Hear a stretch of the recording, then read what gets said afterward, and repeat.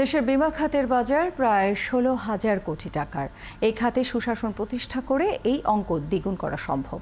নিয়ন্ত্রক সংস্থা বলছে, আগের চেয়ে খানিকটা বেড়েছে বিমা দাবি পরিশোধের হার। এই খাতে স্বচ্ছতা প্রতিষ্ঠা করা গেলে আরও বড় করা সম্ভব বিমার বাজার। এ বিষয়ে সব রকম ব্যবস্থা নেওয়ার কথাও বললেন বিমা উন্নয়ন ও নিয়ন্ত্রক সংস্থা আইডিআরএ চেয়ারম্যান। বিস্তারিত জানাচ্ছেন সুশান্ত সিনহা।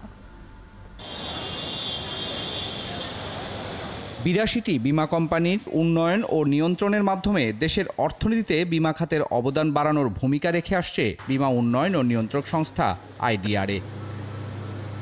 কিন্তু পরিবারকেন্দ্রিক বিমা ব্যবসা পরিচালনার ধারা গড়ে ওঠায় এ খাতে স্বচ্ছতা ও জবাবদিহিতার ঘাটতি রয়েছে। বিশেষ করে জীবন বিমার গ্রাহকদের মেয়াদ শেষে বিমা দাবির টাকা পেতে ভোগান্তির অভিযোগটা অনেক পুরনো। তাই এ খাতে সুশাসন প্রতিষ্ঠায় কাজ করার কথা বলছেন আইডিআরএর চেয়ারম্যান।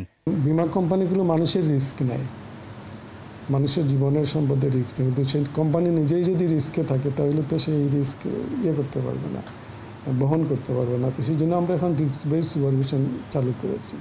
আইডিআরএর তথ্য বলছে 2021 সালের তুলনায় প্রায় 18 লাখ নতুন গ্রাহক হওয়ায় 2022 সালে জীবন বিমার পলিসি খোলার হার বেড়েছে 14%।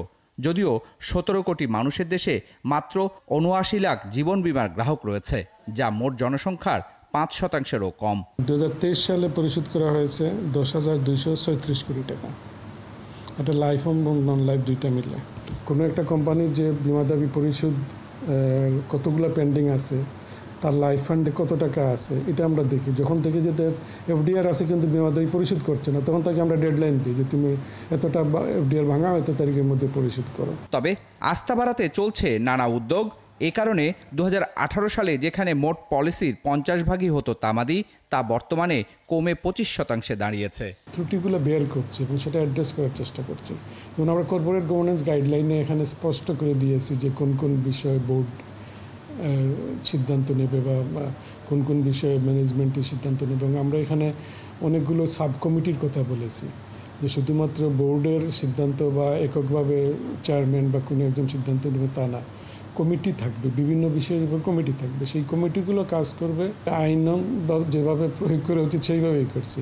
যে কারণে অন্তত 3-4 জন তো আমাদের সময়ে নিয়োগ অনুমোদন পায় নাই, কিংবা আগে নিয়োগ ছিল, নিয়োগ পুনঃ অনুমোদন আমরা করি নাই।